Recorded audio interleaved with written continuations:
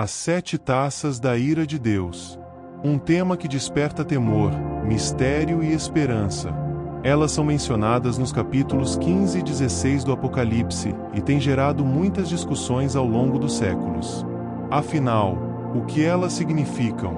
Existem 3 principais formas de entender esse grande mistério.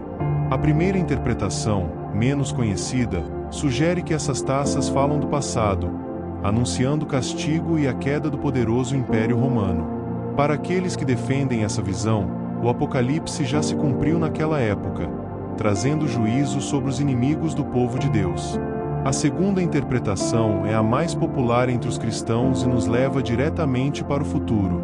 Nessa visão, as 7 taças são derramadas no período final da história da humanidade, pouco antes da gloriosa volta de Jesus. Cada flagelo seria uma manifestação literal da justiça divina durante a grande tribulação.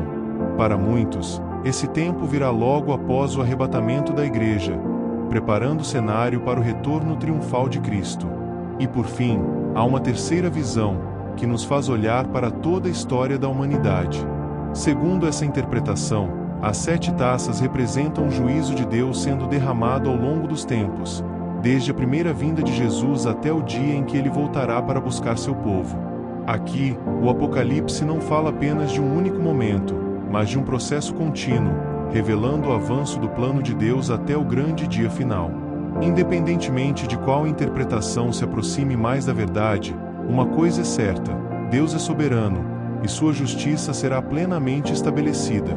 O Apocalipse não é um livro de medo, mas de esperança. No fim, Cristo voltará, o mal será derrotado, e seu povo será libertado para sempre. Que esse mistério desperte em nós a fé e a certeza de que Deus está no controle da história e que, em Cristo, a vitória já foi garantida.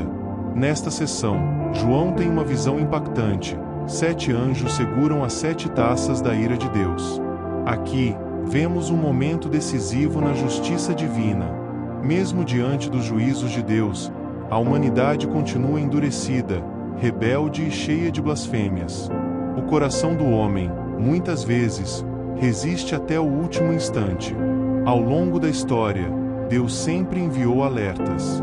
Primeiro, vieram os juízos parciais, representados pelas trombetas, como um aviso para o pecado da humanidade. Mas, quando esses avisos são ignorados, chega o derramamento final da ira de Deus, simbolizado pelas taças. Essa é uma justiça sem mistura, um juízo completo, onde já não há mais espaço para arrependimento. João começa o capítulo 15 com uma cena grandiosa de adoração no céu. Ele vê novamente o mar de vidro diante do trono de Deus, mas agora, esse mar está mesclado com fogo. Esse detalhe revela que a justiça divina está prestes a se manifestar com poder e glória. Então, João contempla algo maravilhoso: os vencedores. Aqueles que resistiram ao mal, que não se curvaram à besta nem aceitaram sua marca. Enquanto os ímpios estão perdidos nas águas turbulentas deste mundo, os vencedores estão seguros sobre o mar de vidro, descansando na perfeita paz de Deus. E o que eles fazem? Cantam o cântico de Moisés e o cântico do Cordeiro. Assim como os israelitas celebraram sua libertação após atravessar o Mar Vermelho, os salvos louvam ao Senhor pela vitória definitiva sobre o pecado e a morte. Essa visão é um lembrete poderoso. Os justos podem enfrentar perseguições, tribulações e tentações, mas no fim, triunfam. A besta não pode vencê-los, porque sua fé está firmada em Cristo. Agora, eles estão diante do trono de Deus, em segurança, na presença do Cordeiro. O Apocalipse não é um livro de terror, mas de esperança. Ele nos mostra que o mal não terá a última palavra.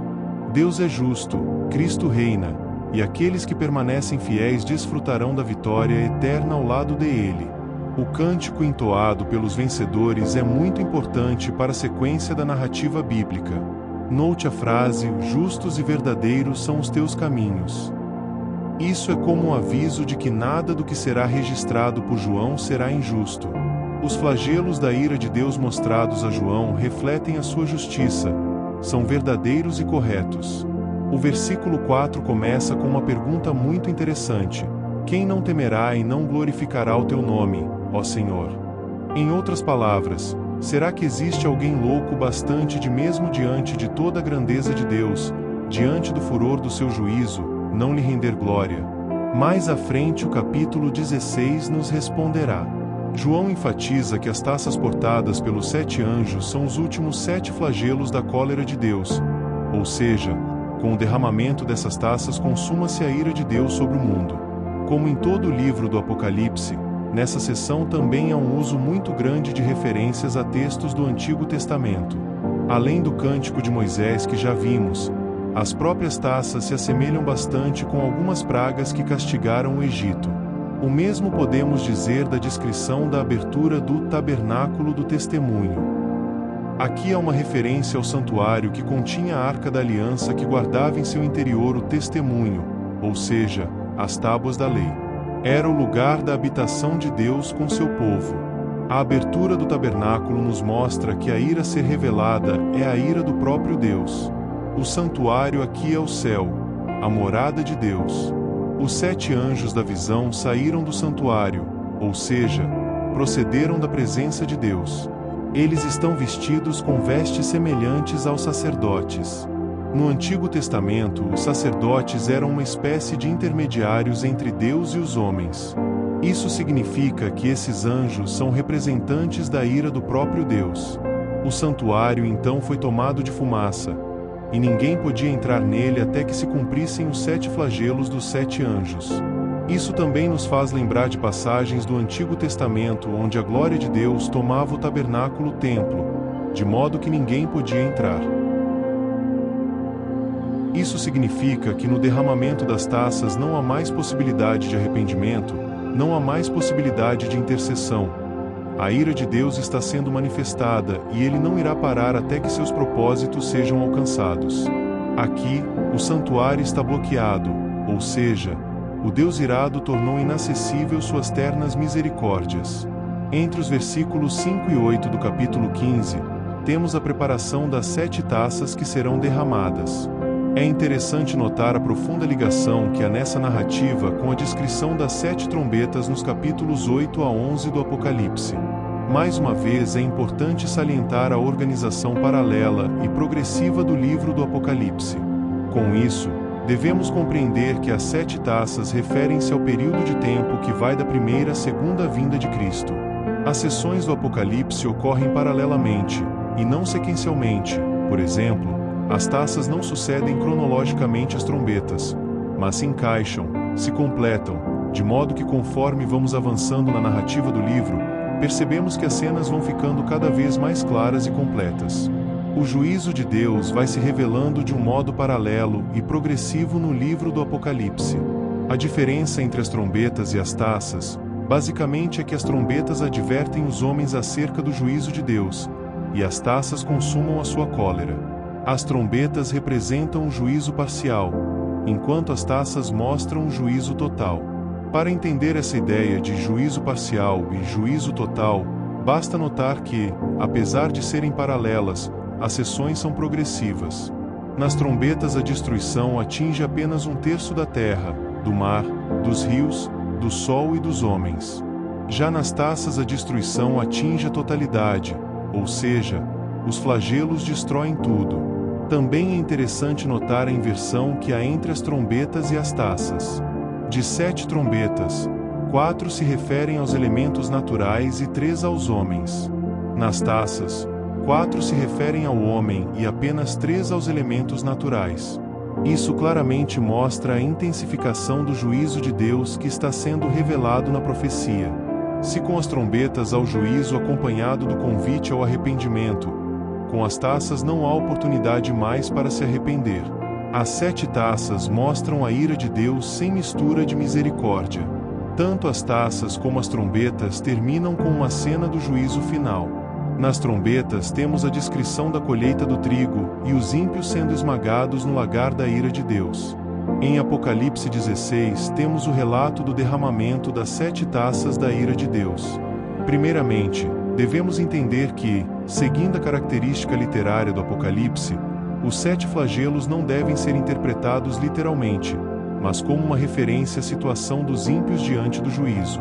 Enquanto os santos estão adorando Deus Todo-Poderoso, os ímpios estão tomando do cálice de sua ira. É importante lembrar que a igreja é alvo das perseguições e tribulações promovidas pelo dragão e seus agentes, mas não dos flagelos, ou seja, as taças não são derramadas sobre a igreja. As 7 taças são destinadas apenas aos homens que possuem a marca da besta, os adoradores da sua imagem. A primeira taça é derramada sobre a terra, e os ímpios, os selados pela besta, são castigados com úlceras malignas e perniciosas. Esses homens atingidos não são apenas um grupo de pessoas no fim dos tempos, mas são todos os incrédulos que serviram a besta durante toda esta dispensação. A marca da besta e o número 666. Aqui, João está descrevendo a dor da aflição do homem sem Deus. São castigados com úlceras malignas e perniciosas, ou seja, é algo terrível e doloroso. A segunda taça é derramada sobre o mar, e o mar se tornou em sangue, e morreu todo ser vivente que havia no mar.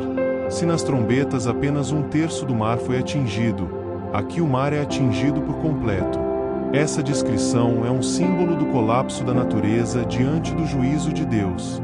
Na abertura do 5º selo, temos os mártires que morreram por causa de sua fé, clamando por justiça da parte de Deus contra aqueles que os mataram. Agora, no derramamento da terceira taça, a vingança vem, a justiça de Deus alcança os seus algozes, a oração dos santos é respondida.